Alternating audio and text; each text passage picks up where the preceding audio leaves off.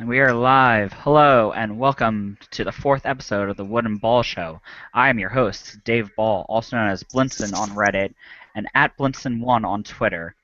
And with me, as always, is Blake. Blake, why don't you tell them a little bit about yourself and where they can find you?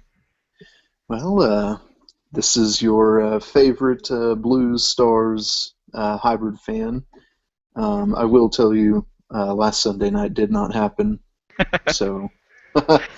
But you can find me on the Twitter at ShatInMyKirk. And we are here. We are broadcasting live. It is the second round of the playoffs. Hopefully you all have the very exciting Bruins-Habs game on your television, on mute if you prefer that, while tuning in to us for some great hockey discussion. Yes, yes. And the first thing I guess we're going to have to talk about is yesterday's games, which I'd rather not. Right. Just a personal opinion, I'd rather not, but I guess we kind of have to. So Hey, now, I guess what. I had to talk about both of my games on Sunday. Come on now. But you might be stronger than I am.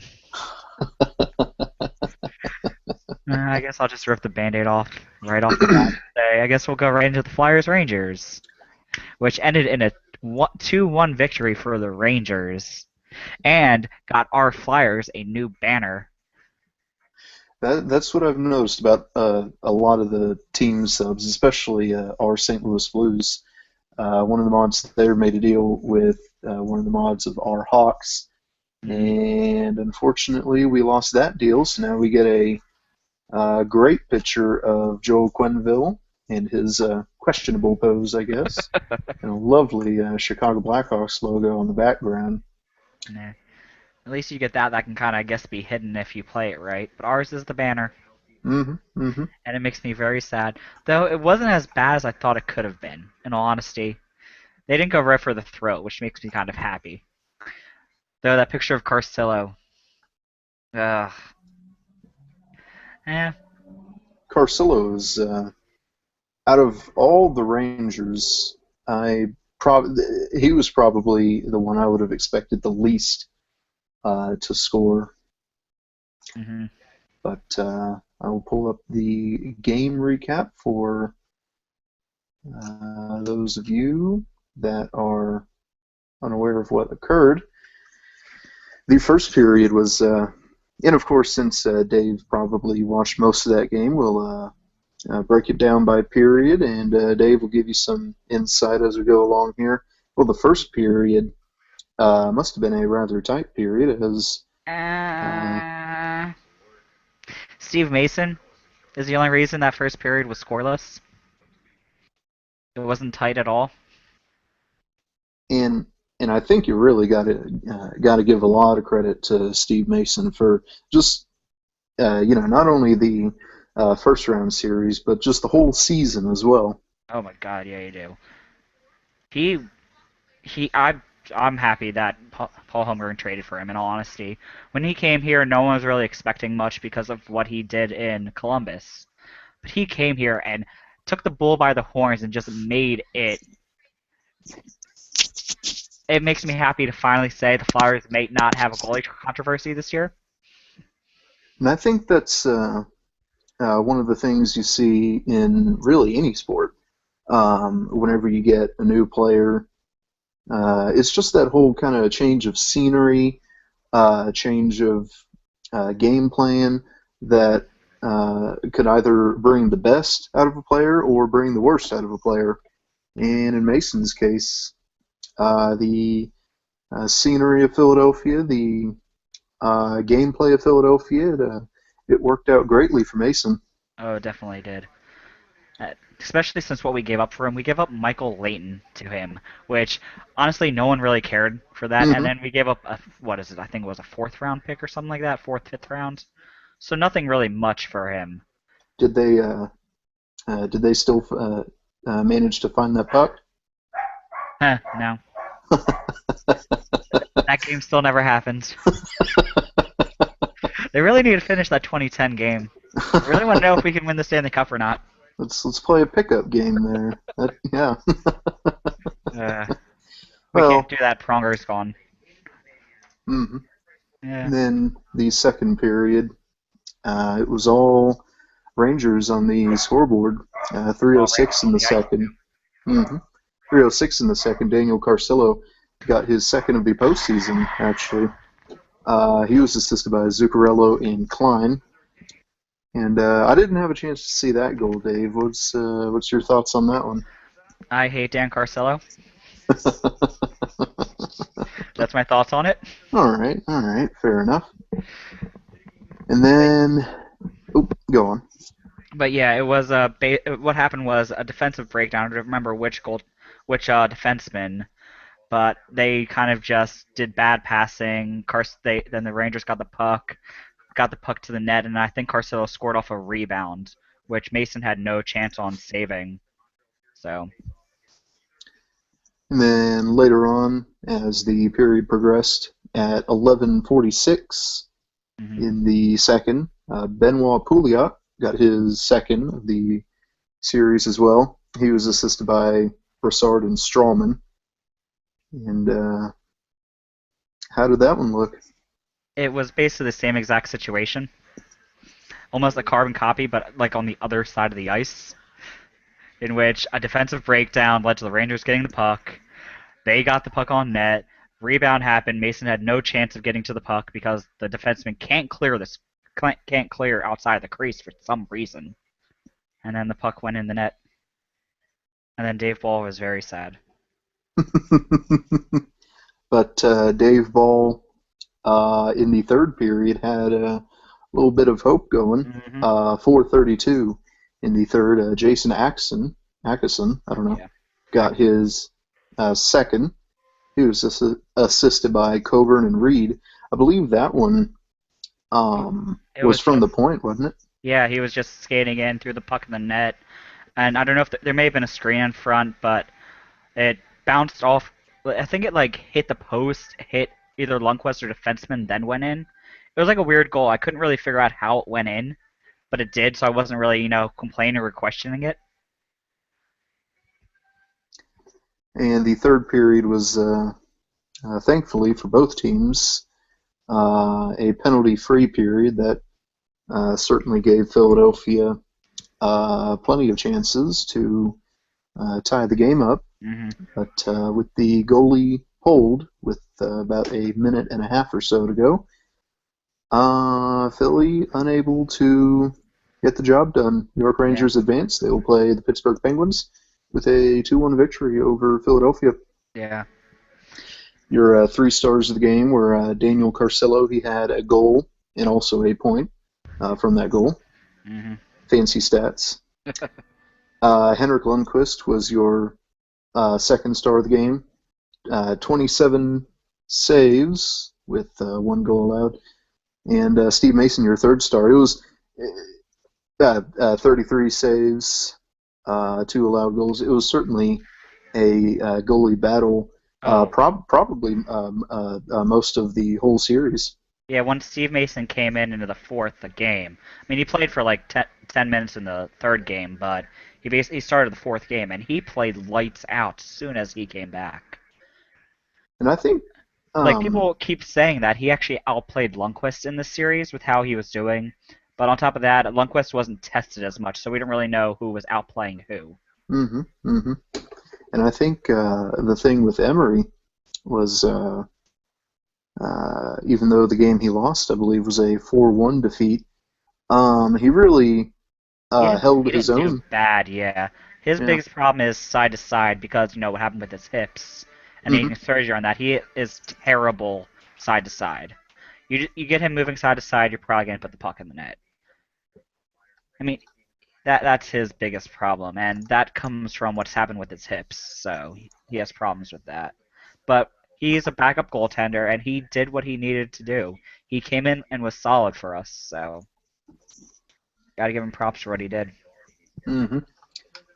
Philadelphia certainly played their hardest. They fought very hard, make it a 7-game series. Mm-hmm. Unfortunately, it wasn't at home. I believe Philadelphia is undefeated in home game sevens.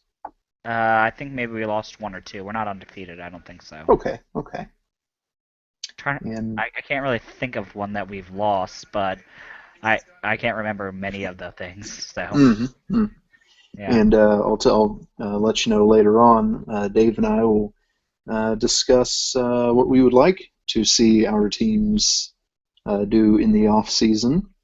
But for now, we will shift over to the second of three Game Sevens, Hmm. the Minnesota Wild and the Colorado Avalanche. Yes. It I was didn't get a chance to watch this because it was kind of happening the same time as Flyers Rangers, mhm, and then Kings and Sharks came on, and then I kind of went to bed before that was even over. mhm. So I watched most of the game, of course, because the great Daryl Razor was on the color commentary okay. for this broadcast. So I watched a little bit, mainly towards the end, Hmm. once Kings and Sharks got out of hand. Yeah. But yeah, but it was Minnesota Hmm. getting Surprising the. everybody. So But well, I think surprising everyone at that moment. yeah. But when you go back and think about it and really kind of break down the teams and how they played, the whole series and all that, it it'll begin to make a little bit of sense Yeah, I didn't get a chance to really watch how the series went, so I'll take your word for that. because on one side you have Colorado, a very dynamic and young Yeah. offense with They're your only gonna get so much better. mhm, They're just so fast. It's not even funny. Matt Duchene and Gabriel Landeskog and Yeah. Nathan McKinnon. I feel so sorry for your team that's in the Central Division with them. Oh yes, You're gonna have yes. to have fun dealing with them. I believe we actually went 4-1 Really? against them in our season series, but that one we lost, even though it was during that time of the season when we were essentially just taking the season off and preparing for the postseason. Hmm. Um, Where you oh, had like they 90% of injuries, basically. 90% of your team was yes, injured. yes, they opened a can of whoop a. Gotta censor yourself. Yes, yes. It was a very back and forth game. Hmm. Um, if you look on the scoring summary, you'll see Colorado, Minnesota, Colorado, Minnesota, Colorado, Minnesota, Colorado, Minnesota, and then Minnesota. But the goals looked like this. It was a three-goal first period. Colorado struck first at 2:52 of the game with Nick Holden getting his third of the year, assisted by McGinn and Duchesne. And then at 8:04 in the first, the captain, Mikko Koivu, got his first of the series. That one was assisted by Coyle and Molson. Matt Molson, a very good pickup for the Minnesota Wild, Very I much must so. say. He Hmm. is very underrated in this league because he was Hmm. on the spent most of the time on the Islanders. So, but Hmm. he is actually a very good forward. Very good pickup for Minnesota. Yeah. I think he may or may not be a free agent this offseason. I'll look that up. So. Okay. But with that thought, I would imagine that if that were the case, Minnesota would definitely be trying real hard to keep him on their team. Hmm. His deal ends 2013-14. So yeah. All right. UFA? Yep. UFA. Okay, okay. And 13:38 of the first, Jamie McGinn closed out the scoring for the first period. That was his second of the postseason, assisted by Joey Heischen, I don't know, Not sure. Yeah. and Ryan Wilson. Hmm. The only goal of the second period was scored By the All Star. by By by the the All All Star. Star. Hashtag 50 and 07. Uh, that would be Danny Heatley, his first of the postseason. That one was assisted by Granlund and Brodeen, Hmm. and that would be it for the second period. The third period, which I watched most of, I didn't really watch most of the first and second, was absolutely exciting. Both teams are getting really good chances. Hmm. Paul Stastny opened up scoring 255 in the third. He now leads, I believe, he now leads postseason goal scorers. That was his fifth. That one was assisted by P.A. Parento and Gennon. 6:33 in the third, Nino Niederreiter got his first of the postseason, assisted by Kyle Brodziak and Heatley, the All-Star.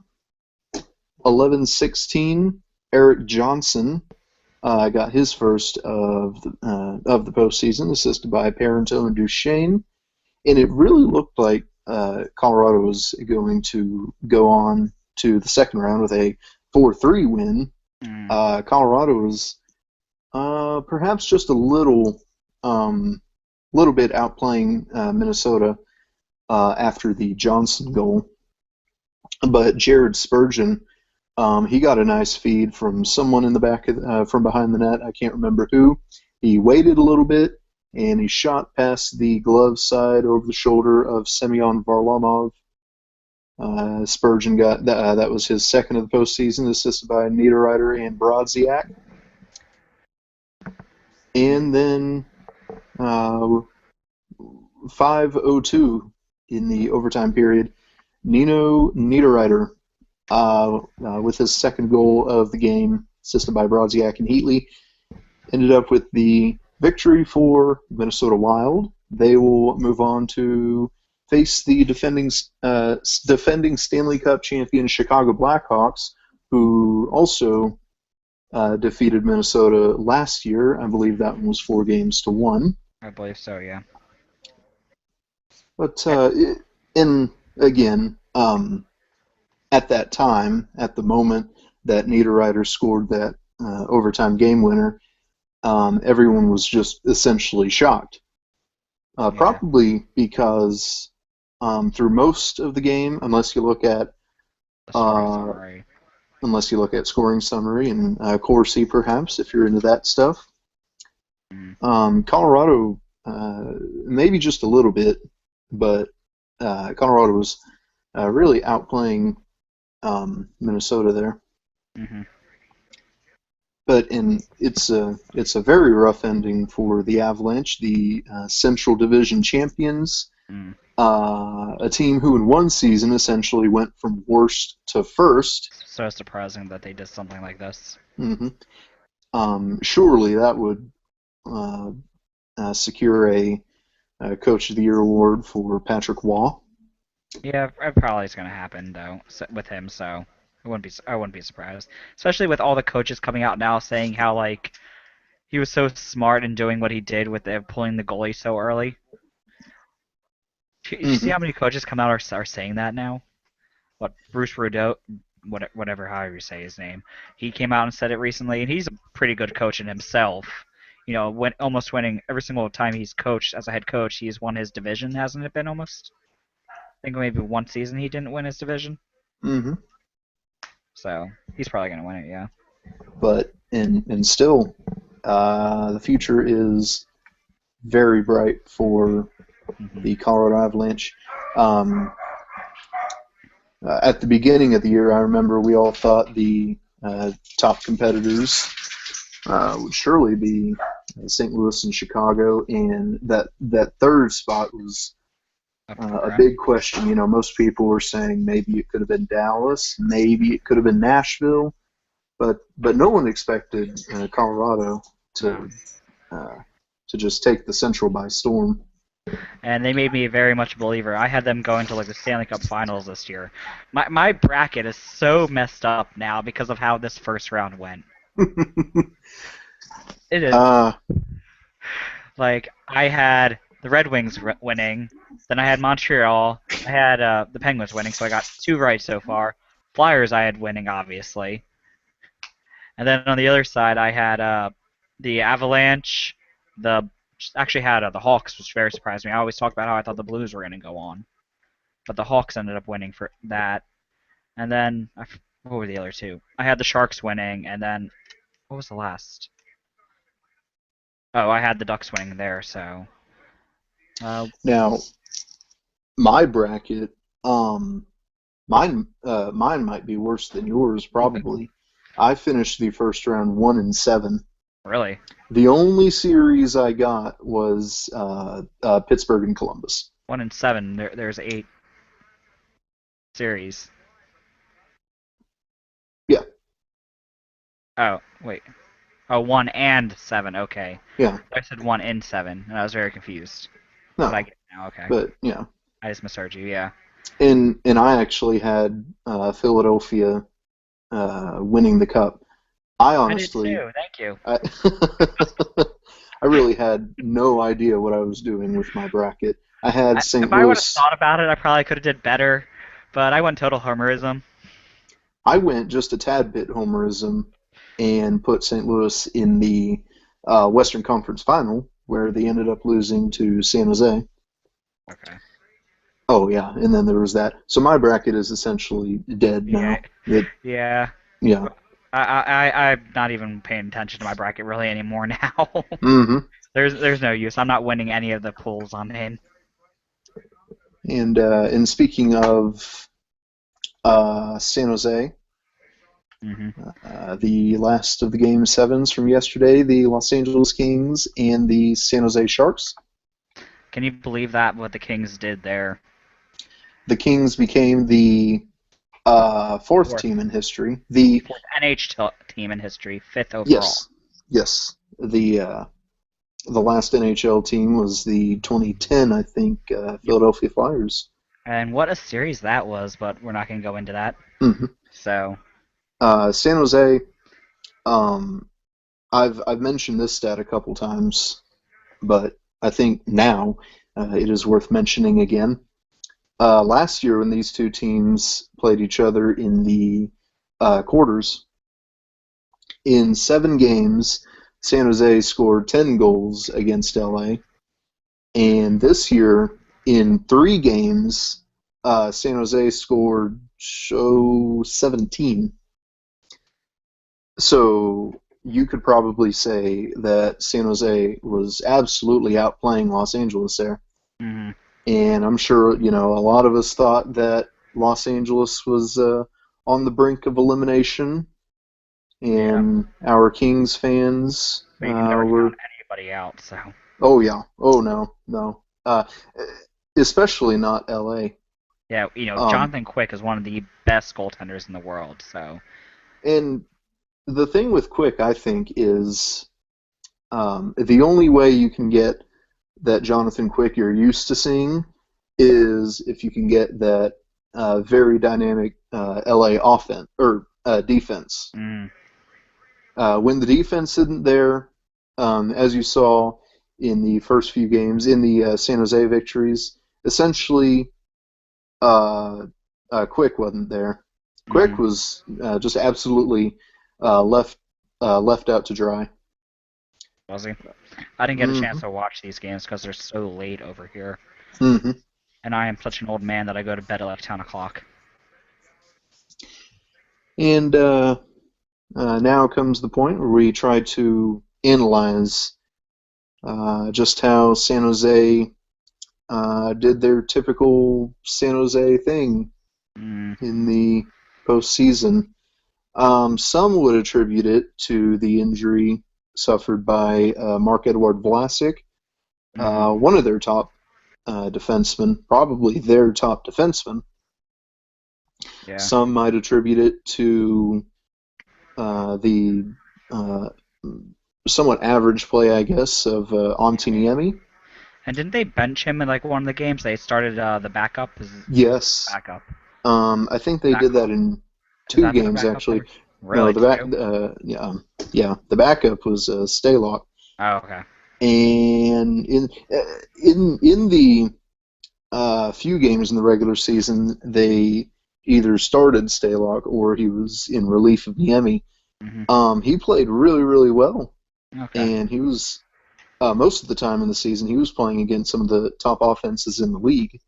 But when you're in the playoffs, you're going to start a rookie goaltender.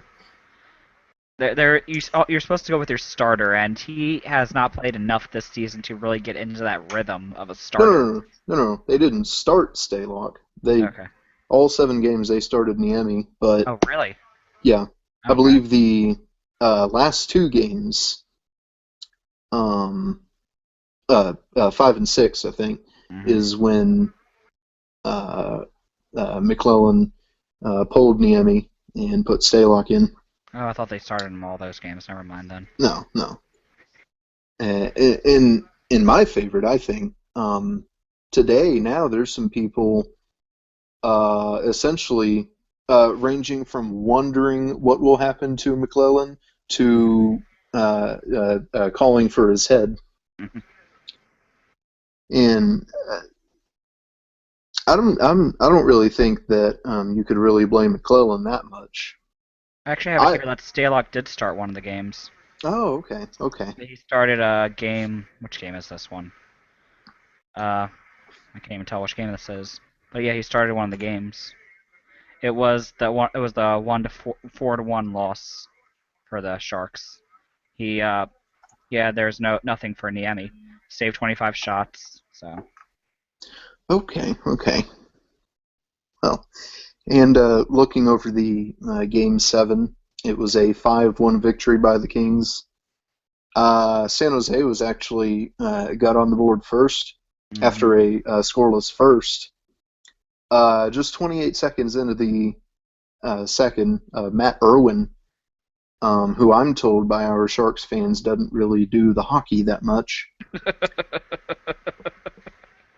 he got a snapshot assisted by Hurdle and Shepard. But after that, it was all Kings. hmm 4:57 in the second, Drew Doughty got his first, assisted by Carter and Gaborik. And then 18:39, Anze Kopitar got his fourth.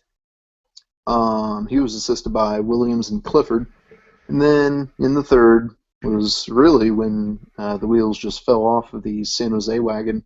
hmm Tyler Toffoli at 4:40 got his third, assisted by Pearson and Muzzin. 17:53, Dustin Brown got the Los Angeles actually scored two empty netters. Yeah, I see that. Hmm I guess they Uh, just weren't going to put the goaltender back in no matter what. Evidently Because what not. do you have to lose at this point? Hmm hmm Because if you lose the game, you might because you're not going to score. You're going to lose the game no matter what, and you're out of the playoffs. So you might as well just let it go. hmm Brown got the first empty netter, his second, assisted by Kopitar, and Tanner Pearson got the last one at 19:12, assisted by Lewis. Hmm But the Los Angeles Kings now will advance to the second round. They will play the Anaheim Ducks. The battle for California. Is raging Um, hard. especially in the postseason, it's Oh yeah. very entertaining to watch. Yeah, I just wish I could watch more of those games. Hmm Well, and that is the those were your three games to wrap up the first round play. Hmm I guess now that we have all these second round series, we could probably do a bit of a preview. Yeah, but first we have a Um, question here that's specifically for you, Blake, all from right. Okay. it's Tarasenko's KHL rights were traded to his hometown team today. Does this make you nervous? I don't really think so.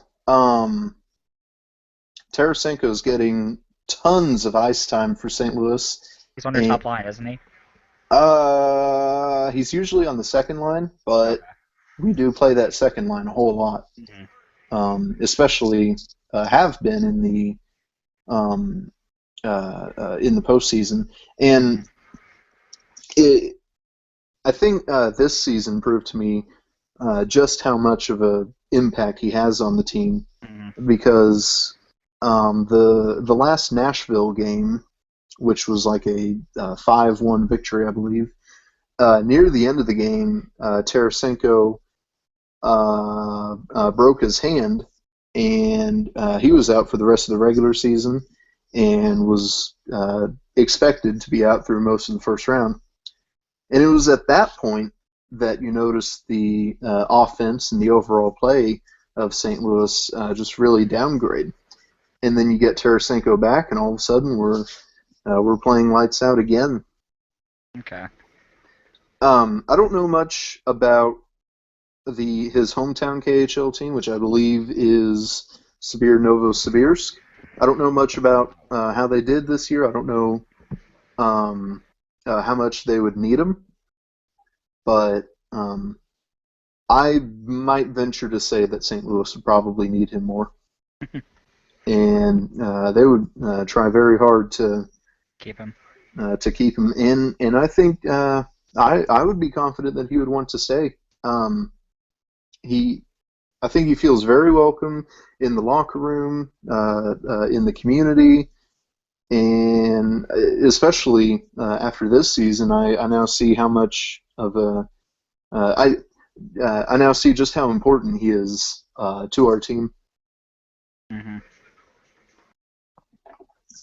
Okay, now with that answered, I guess we can go into previewing second round series. Alrighty. So I guess the first one we should cover is the Montreal-Boston series that's currently going on as we speak. There's about 13 minutes left in the second, and Montreal is up 2-0 right now. And we will. Who's the scorers? Yes, we will It's look into PK the. Subban scored at 11:23 in the first period. It was a power play goal, and it was assisted by Andrei Markov and Thomas Plekanec. 1 second, let me go turn my phone off. You can pick it up, Blake. Well, I'm trying to get the Canadiens website to load up, but I guess while we wait for that, this was certainly one of the most exciting second round matchups we were looking for, and I certainly believe that we will not be disappointed. Boston and Montreal, they really really hate each other. I think the players really have a great disdain for each other. Mm-hmm. They're definitely one of It, the best like rivalries in the league right now. So in all of sports, I oh think. yeah. Hmm. And I certainly believe this would be quite a goaltender battle. You have Tuukka Rask, who again we here at our HockeyCast are very sold on Rask winning the Vezina, essentially just running away with it, just blowing out his competition there. Because, and I say again, the thing with Rask, I think, most of the time with goalies like, I don't know, Quick or even Price or, others like that, most of the time it's the team's really good defense that may make the goalie look just a tad bit better than he really is. Well, Tuukka Rask doesn't need a good defense in front of Yes. him to play Mm-hmm. good. And especially this year with Boston having most of their defensive units injured and essentially playing the Providence Bruins defense, Rask was that same Rask. Yeah. But and not to be outdone, Carey Price is also a very fantastic goalie. He started for on like Team Canada this year. Yes, He was the starting goalie. yes, Succeeded Roberto Luongo, who most people thought was going to take over the spot because of his 2010 play. Mm-hmm. So yes, not to be outdone, Carey Price, the gold medal winning Team Canada starter. Mm-hmm. And in Boston's offense too, I still think that Boston may have an edge over Montreal on offense because when I look at Montreal's offense and I see Pacioretty or Vanek or Briere, that's really about it. I don't. Other than those three, I don't really see. And Briere doesn't really do much on the offense anymore. So. Mm-hmm. And other than those people, I don't really see anyone that Montreal's offense in general. It doesn't scream to me that it is a very top-notch defense that'll light up scoreboards. Yeah, it's nothing like the Philly offense that they should have. Nothing like Pittsburgh's offense or the Kings, really. There's no screaming all-star on their team like that. Hmm. Boston, on the other hand, uh, Bergeron, Mm, Krejci. You can name a lot of people. If you were to have to name people on Montreal's offense and Boston's offense that you think were really good, I would venture to say you'd probably name more yeah, Bruins than Habs. definitely, yeah. Hmm. In the defense, Boston's defense, again, not to be outdone with Rask, their defense has really stepped it up this year. Yeah, Again, with most of their defense out to injury and essentially just playing the Providence Bruins defense. Their defense has just really stepped it up. And Montreal's defense, I think, is like their offense in my viewpoint. I don't, other than Subban, I don't see a whole lot of top-notch defensemen there. yeah, definitely. Um, I guess predictions for this series, Dave. Uh, I want the Bruins to win. So if Pittsburgh wins against the Rangers, the Bruins can easily take them out. I don't want Pittsburgh to have a chance. I want the tears of Pittsburgh to start streaming down all the way down to Philly just so we could watch it and laugh so they know our misery from being out of the playoffs. And then uh, Dan Balsama could be fired, and I'll be very happy. I'm a and mean person, aren't I? well, it's that rivalry. It brings out Yeah. the mean person in you, I guess. That's what rivalries do. Yeah, That's what sports is all about, I guess. I guess. Me, I think I'm convinced this could easily be a 7 game series. Oh, definitely. I don't see either of the two of them just giving up. Hmm. Uh, because that's the thing with rivalry teams. It doesn't matter how good or bad you are through most of the season. If you're playing your rival, the team you hate the most, Hmm. you'd be playing some really great hockey, and really, that goes well in any sport, really. Oh, definitely. I would see a 7 game series, but again, I bring up comparing the two offenses and defenses for that matter. Yeah. I would see the edge going to the Boston Bruins there.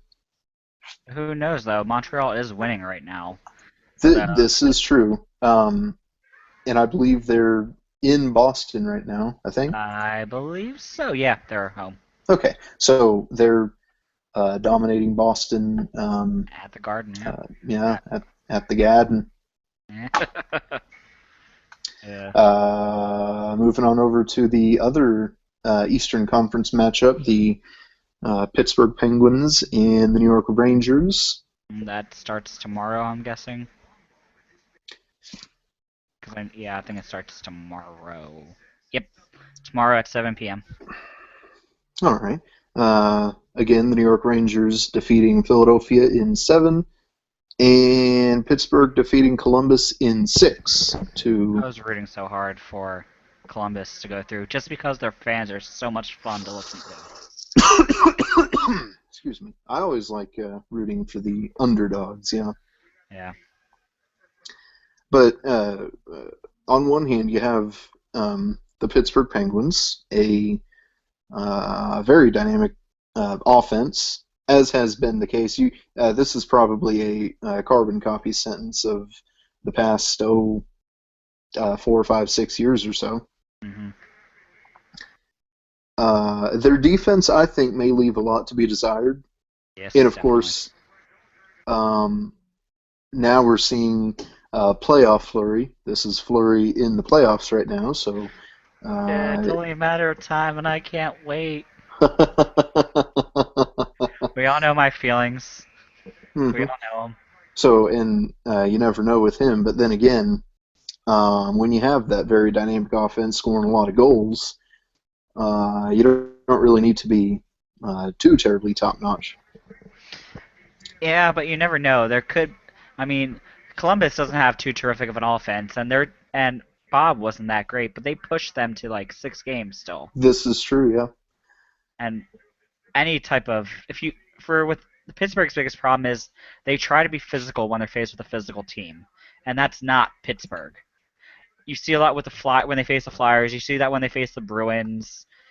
Those teams just kind of walk over them because they're the physical team that gets in Pittsburgh's heads, and that's the biggest problem for them. Which Hmm. if they're ever going to want to try to go back to the Stanley Cup final and win the cup, they're going to have to realize they can't be physical back. They just have to outskate everybody. And you notice, especially in Game One of the Columbus Pittsburgh series, um, I know someone posted an album of gifs on our Yeah, hockey, which was basically every single time that Dubinsky got physical and all up in Crosby's grill. And there were quite a few GIFs in that album, maybe 15 or 17. Um, that was Columbus's game plan: get in the heads of their star offensive players, so that is how that. you beat them. Hmm.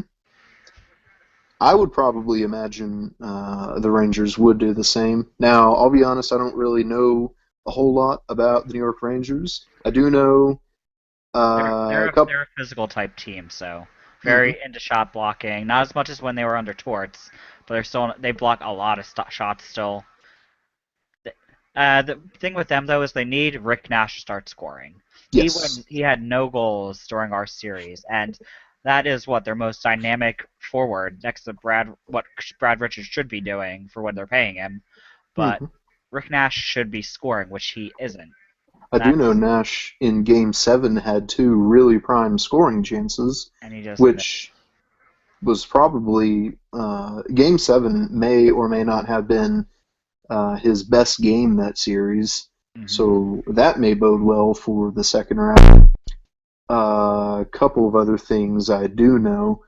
Marty St. Louis, he's been really turning it up. Yeah, he's Uh, been coming on, which is hmm really good for them because of how they need their big players to play big, and they're starting to turn it on. Maybe they'll be able to jumpstart Rick Nash.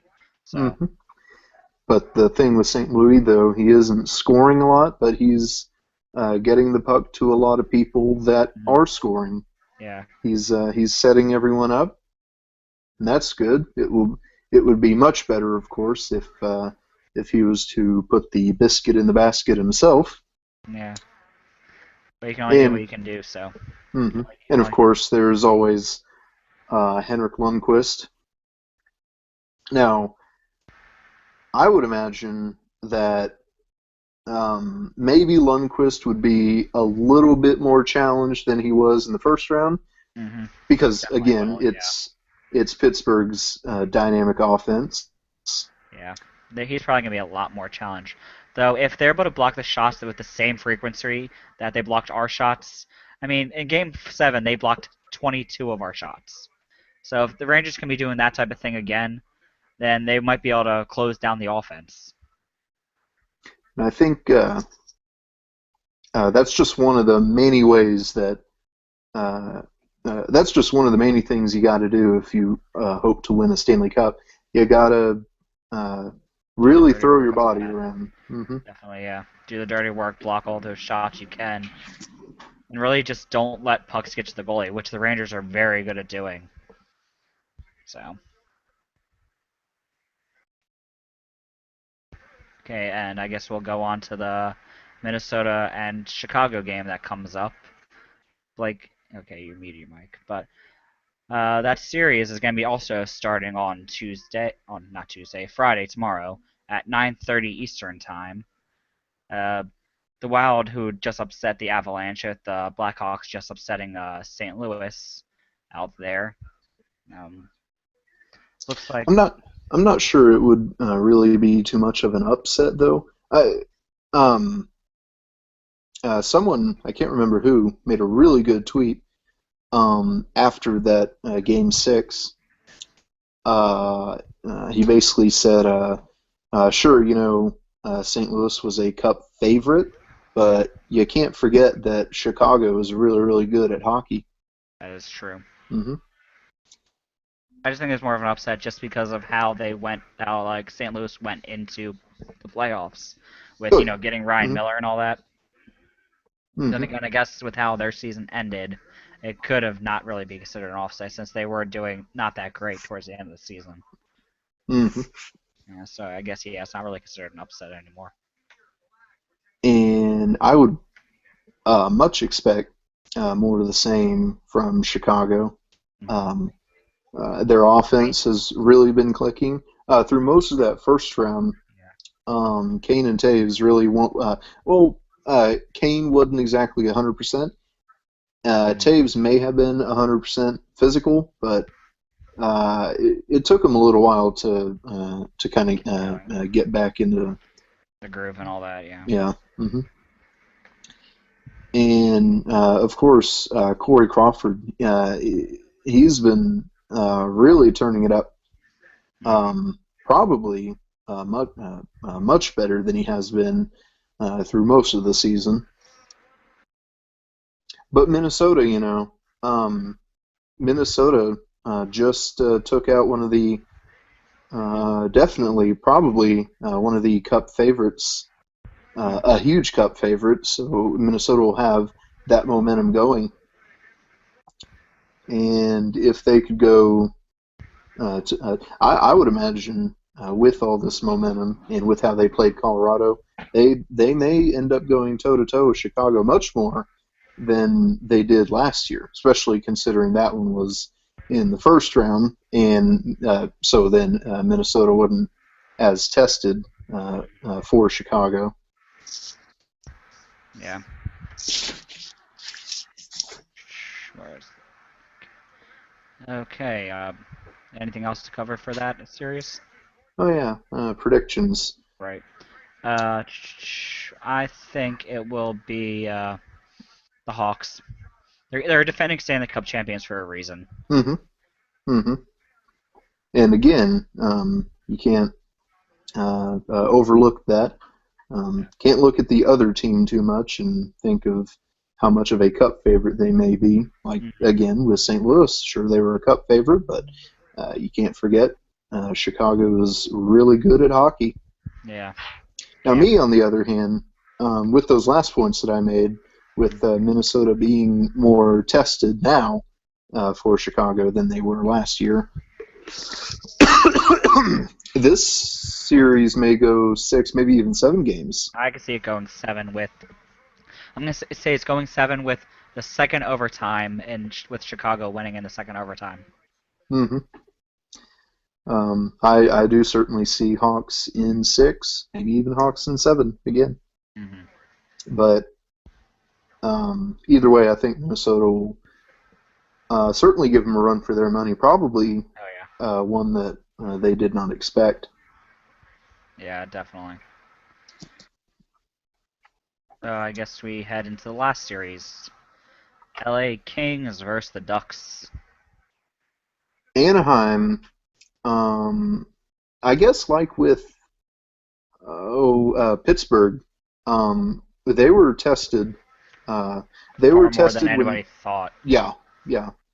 Everyone It thought they took were just going them. to steamroll over the Stars, get them in 4, but the Stars really gave them a run for their money, didn't they? Oh, absolutely. I think Winning 2 games, which is 2 more than anybody thought. mhm.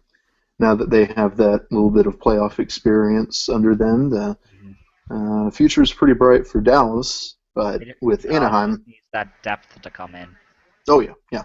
That's all they really need is the depth and defense. But not talking Hmm. about them now. We're going to the season round 2 series. So Anaheim, I think, is just a fun team to watch. oh yeah.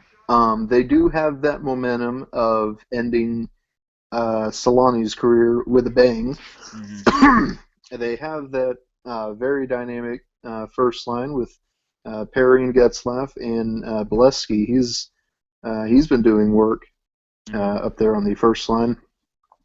I think their defense is somewhat starting to come into Come through. form, Yeah. and of course the goaltending. Um, I think that's the biggest question mark for yes, the Ducks. Because Yes. they have Jonas Hiller that they're not starting anymore. It seems Anderson has been their starter recently. hmm And like with the rest of the team, Anderson was also very much tested by the Stars' offense, Yeah. and most of the times uh, he allowed a lot more goals than maybe he should have. hmm I will say He was a that. rookie also, so you hmm got hmm rookie in his first playoff series. You got to give him like a little bit of leeway, I guess. It'll be It'll come to very. him soon once he gets used to that high pressure situation and understands really what the playoffs are about. Because they are a hmm whole different animal than anything he's probably ever had to deal with. hmm And I think this round will be a whole different animal than the first round. Oh yeah. Especially since they're facing off against the Kings, who are a very deep team, And I coming think, off of like a reverse sweep, and they're going to be flying. oh yeah. hmm Just from seeing what happened with the Flyers in 2010 when they went to the Habs series, of the 4 games they won, 3 of which were shutouts. That type of thing that they do really brings a flying atmosphere to it. It gives you so much momentum and so much fun to watch that series. That series is gonna be a lot of fun to watch if the Kings do have that momentum going into Game 1 and they keep it for the rest of the series. I think the big X factor though would probably be defense, hmm and I would think that LA would be the better team. Yeah, they definitely have a Um, better defense. hmm They, Again, they were what, the best defense in the league? Were they considered at the end of the season? oh I yeah, think I heard absolutely. LA Uh, State talk about that. They were the best defense in the league. hmm Definitely by me. I certainly thought LA had a fantastic defense. And again, Anaheim's defense is coming into form a little, hmm but LA's defense is already there. Who is on the Ducks defense? Oh, you got Fowler, you got Robidaw. Um, hmm that's really about the only one I can name right now. Okay, let's see. Yeah, they have. Well, I guess Ben Lovejoy is okay. I Yeah. believe Lovejoy scored in that game six. hmm hmm Yeah, I think so. I mean, they have Lucas Sabasa, who was the Flyers' original first-round pick. I vaguely remember him and us giving him up for the Pronger deal. So, but he doesn't seem to be turning into what everyone thought he would be. But he's only 24, so he has time. hmm But I think the offense would be a fun matchup. Oh yeah. See, Kopitar and Gaborik versus Harry and Getzlaff. hmm That would be fun to watch. And I think the goalie matchup again would be very interesting because essentially Anderson will gain some more knowledge hmm uh, from someone not even on his team. He's Yeah, gonna. you just can watch and face off against quick, and that's one Mm-hmm, of the best experiences you can get, definitely. mm-hmm. And I think Anaheim would certainly need him to take the knowledge he is seeing from Quick and apply it essentially in a split second. hmm And just an update on the Montreal Boston game. It's the end of the second with Montreal still up 2-0. That For would all certainly those that be. aren't watching, Mm-hmm. And Boston is actually out shooting Montreal 22-17. are they? Huh? Mm-hmm. Yeah, they are. Okay. Uh, Anyway, so what are your predictions for the Ducks Kings game?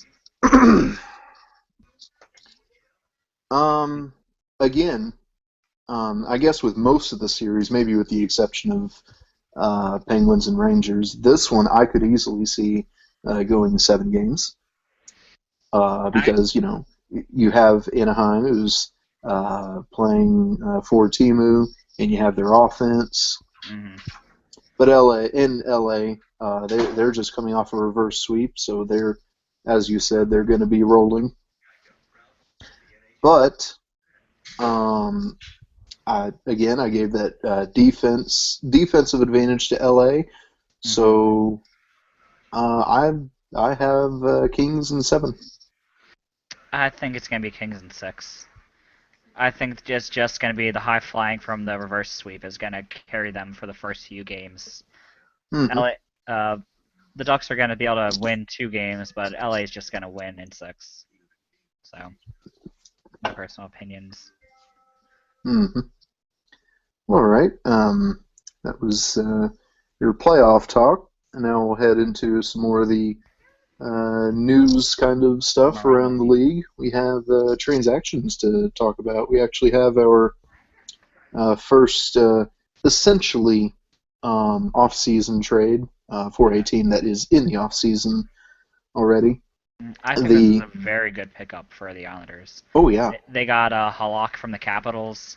I feel sorry for Halak. He's been bounced around by so many teams this year. he went from St. Louis to Buffalo to Washington to the Islanders in just about 6 weeks. Yeah, I mean he was traded basically right from the Blues to the Washington in what 2 3 days was basically what happened there. Yes, yes.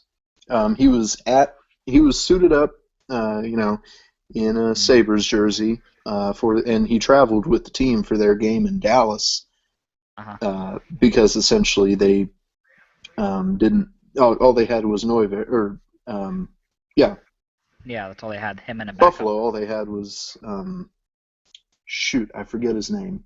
It was basically like the backups, backups, backups, Oh yeah, yeah, backups, yeah, backups. yeah, Because they yeah. had so many goalie injuries this year. And the thing with Yarrow while he was on Blues, we picked him up from Montreal. So Yarrow Halak is only 28, 29, somewhere Hmm. around there, and he's already played for 5 teams. Was the Montreal's first team? Yes. Are they okay? He was drafted by Montreal, and we traded him for Eller. Okay. No, he played for the. Oh no, he plays the Islanders now. I read that wrong. Never mind. Yes, yes. It's italicized on the Yeah, Wikipedia there, the current I team. read that massively wrong.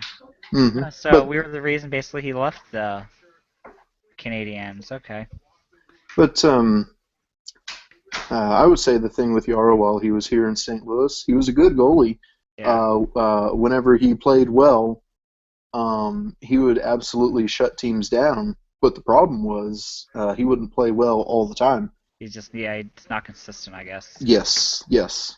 The only time I really got to see him was really in that 2010 playoffs where he played lights out for the first 2 rounds. Then up against us, he just, I guess, was so tired from carrying Canadians, he just couldn't do it anymore. Hmm. Yeah. And of course, he never played for Buffalo, Yeah. but so there isn't much analysis from him in Buffalo. Yeah. But in Washington, he started a few games. He was there with Holtby, so he didn't play a whole, excuse me, a whole lot. Yeah. Um, With but there being a questionable situation that happened with when he was in Washington. oh yeah, but the thing with Washington was I don't really think you couldn't really say it was Yarrow's fault. He wasn't there with the team the whole season, Yeah. He didn't know how they and played. especially once Adam Oates decided to separate Backstrom and Ovechkin, uh, the two best players on their team with the best chemistry, essentially. Um, that's really when their team just. Fell apart. Mm-hmm. Definitely. But I think I do think this will be good for the Islanders. It'll be good for Yarrow too.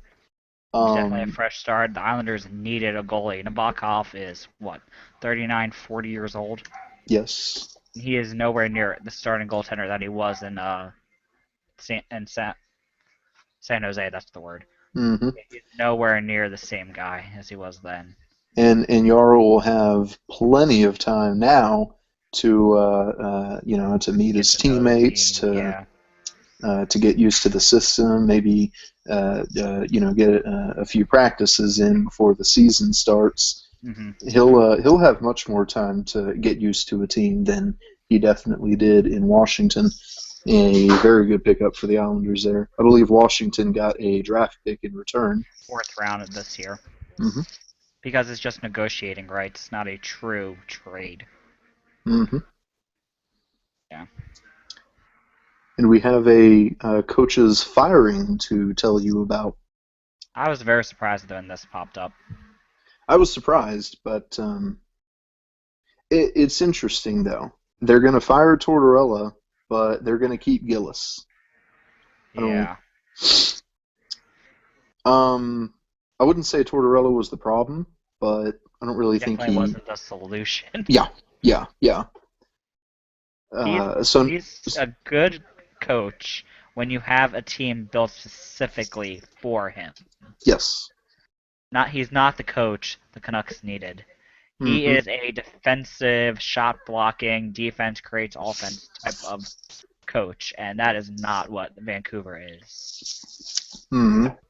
Now in the Pacific Division, with all the high-flying offenses, especially in the Cali teams, you may think that's a good thing to have shot blocking and defense, but you also got to score more goals than the other team. That's how you win hockey games. Is that how you win hockey games? I didn't know that.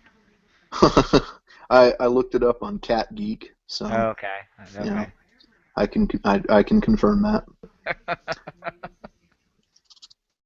It'll be interesting to see who they pick up. At the moment, I don't think there's any coaches out there looking for a job. Lavi to Vancouver. Oh, okay. Yeah, that's my claim. Lavi to Vancouver. They have I think they can do well with this offensive type game. Mm-hmm. Do they have that that big number one defenseman on their team? I'm not quite sure. Because for Lavi's system to work, you need that big, hulking, like Chris Pronger type defenseman. I'm not sure if Vancouver has that actually. Yeah, I'm not so sure either. I believe we had something else going on in the transaction world, was it? Is there? Was there another trade that went on? I forget the run sheet. I thought there was something else on there. No, well, I think that was it. I guess you could check Q&A Twitter real quick before we move on to the final topic. Hey, we have one here from Daniel Moden. I think that's how you say his last name, I'm not sure. Hey, Blake, how do you feel about the prospects of Jason Spezza potentially going to St. Louis? He's certainly one of the names that have been thrown out there from time to time. I didn't know that was actually a thing. Oh, yeah. Really? The two biggest names right now around the Blues fan chatter would be Spezza and Stastny. Then again, the thing with Stastny, I don't really know of a team that's not considering bringing him in. Mm-hmm. But then again, the thing with Stastny, I will eat my hat if he doesn't stay in Colorado. You can book that. Are we gonna have a video chat? Of course. Times of you eating your hat? Of course. Now that I say that, watch him go somewhere else because that's my luck. You're gonna turn on. If that happens, you're gonna turn on your webcam. We're gonna have a live video of during the show. If you eat hat.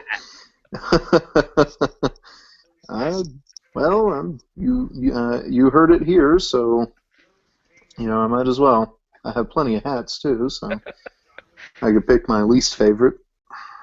But with Spezza, the thing with Spezza in Ottawa was he was consistently inconsistent.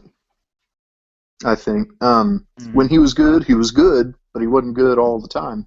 Mm-hmm. And that was something you could essentially count on to occur.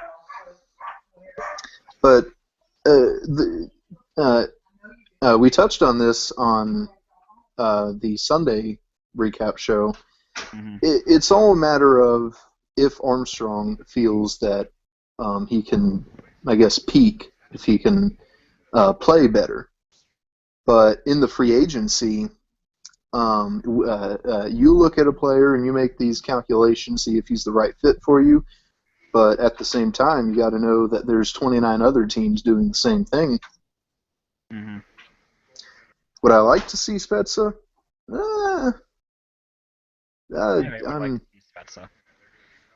I would probably rather see Stastny, of course, but I don't see him not staying in Colorado. Yeah. Alrighty. Honestly, actually for my team, I wouldn't want to see Spezza. We have too many centers as it is. Yeah, yeah. All we need is a center that can center Schwartz and no, yeah, Schwartz and Tarasenko. That's essentially the missing piece of the puzzle. Hmm. All right, one more brief topic to touch on. Which Dave and is, I will discuss our teams going into the off season oh, we and have the what we would Hart like to Trophy see. first. Hart Oh Trophy. yeah, Hart Trophy. Yes. Okay. So Crosby, Getzlaf, and Giroux were nominated today. Mm-hmm. And there's been a lot of talk between it being between Crosby and Giroux, actually, with Getzlaf just kind of being brushed aside from what it seems. Now That's kind of I what I've been picking up a little bit, with everyone find knowing Crosby's going to get it, though. yes, yes, absolutely. Um, but again, the thing with Giroux, um, if he hadn't second in voting, and if he hadn't maybe two, three, four votes away from Crosby, that would be not good. Hmm. With a leadership value, especially with what Philadelphia did this season, I Hmm. would think Drew has an edge in leadership. He essentially, yeah, he made the promise after the 1-7 start that they'll Yeah. turn it around and make it to the playoffs, and that's exactly what they did. And it was essentially Drew's doing through essentially just the rest of the season there. He put the team on his back, and they made it to the playoffs. Yes. And what he did basically got me a mod ship too, so I have to thank him so much for it. All right. But yeah, he played amazing for us this year. All of us are just so happy that he was even nominated, because just being nominated for the Hart Trophy is a really big honor for Oh yes. someone Mm-hmm. like him. Mm-hmm. Which Mm-hmm. he can at least get one or two in his career, hopefully one in his career, just because of how he is, what he does. Mm-hmm. So All right.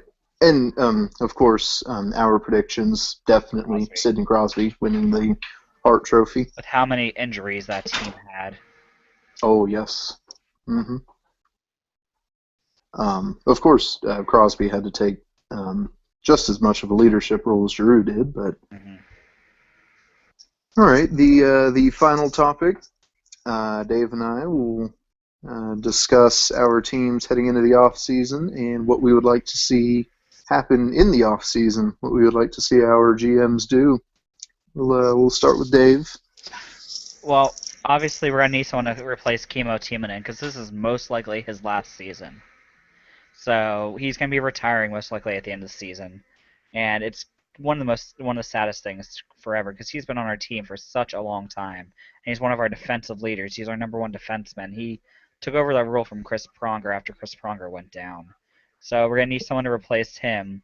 Most likely, everyone thinks it's gonna be Gustafson's gonna be moved in, and Mark Streit is gonna move up to our first pairing, and it's gonna stand alongside Coburn there, with Gustafson and Luke Shen being on a third pairing, and Andrew McDonald, who was signed recently to a contract with us. I think it's 4 years at 5 million or 5 million, 5 years at 4 million. I'm not quite sure, but he's probably going to be paired up with Grossman there. And one of the biggest things that also are going to need to do is try to get a left winger to play alongside Giroux and Voracek. We've had Hartnell there for the past couple of seasons. He's not being the Hartnell that he used to be at all. So we need a first line winger to get there. That's really all we need. Just a defenseman and a winger. Mm-hmm. Plus a backup goalie, but we don't have to worry too much about that. Most Oh, likely it's going to be our Cal Heater from the Phantoms is going to move up. Because Anthony Stolars is going to be done playing for college and is going to move over to the Adirondack. No, the Lehigh Valley Phantoms is going to be this year. So I am quite envious of your team and not having to deal with any goalie issues in the off season. Because St. Louis, on So the other hand, weird. excuse me, St. Louis, on the other hand, that is going to be our huge focal point, Mhm. mainly because a huge portion of our offense and our key players in general, they are still under contract Mhm. for the next season. But at the moment, you have Miller, Elliott, and you have Allen in Chicago in the AHL. Mhm. I believe at the end of the season, they're all at least free agents. I know Miller and I think Elliott are unrestricted. That up. I have said many times that I would like to roll with Miller and Allen next year because on one hand, you'll have Miller serving as like a mentor to Allen. Allen will get to watch a such a great goalie in Ryan Miller, get to watch, see what he does, and learn and grow. And Elliott is a unrestricted free agent at the end of this year. Okay, okay. And the thing I would like to do with Elliott, um, perhaps ship him off somewhere. Perhaps trade him for essentially a Negotiating backup rights, goalie, yeah. which is something not a lot of teams will do. But at the same time, maybe it could be that management doesn't feel that Allen is ready enough for the NHL. So uh, they could probably trade Elliott for a backup. Two names I would like to see. Two names I have been mentioning from time to time that I would like to see. Chad Johnson, the backup in Boston, who's been doing really well for the Bruins whenever he started, or James Reimer. I see Reimer going to Winnipeg, honestly. Yes, Winnipeg is um, it's a team most associated with the Reimer talk, but I would like to see him come to St. Louis, of course. I just want him out of Toronto. That's all I care about. I feel so bad for him. hmm Now, with regarding the other team, Koliakovo, I believe he's a free agent at least. I wouldn't mind seeing him go. Um, now that I think about it, it was a more questionable pickup by the team there. And you said you needed a center, right? You, Yes, you at want you want least to take a. Vinny off our hands because he is a he's a fourth line center for us right now. So Well, if we get a unless we center, don't re-sign Braden Shen, who's an RFA this year, and we have yet to sign him again. So I'd like to see him center with Schwartz and Tarasenko, who are young players, mhm. young dynamic players, and I'm not sure how I can see Vinny molding with them real well.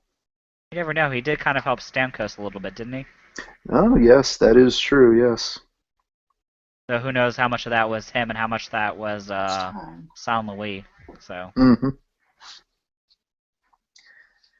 All right. I believe that is all we had on the run sheet. yeah, Dave, unless there's anything else you would like to add. no, I don't have anything else though. Alrighty. Okay. Uh, again, you can follow the podcast, Our Hockey Cast. The Twitter handle is at Our Hockey Cast. You can follow Dave on Twitter. His handle is at Blinson1, right? Yes. Appleton1. Okay. And you can follow me. My Twitter handle is at ShatInMyKirk. And you can go to our website, which is ourhockeycast.com, or our subreddit, which is ourhockeycast also, with the r/r/rhockeycast. Yes. So they'll all be open. We'll be posting all the YouTube videos at the end of every single show. We post them there, so you can watch them there also. If you don't have access to our website for some reason. Yes. So, All right. all This has right. been episode 4 of the Wooden Ball Show. For Dave Ball, I'm Lakewood, and we are signing off. Have a good night.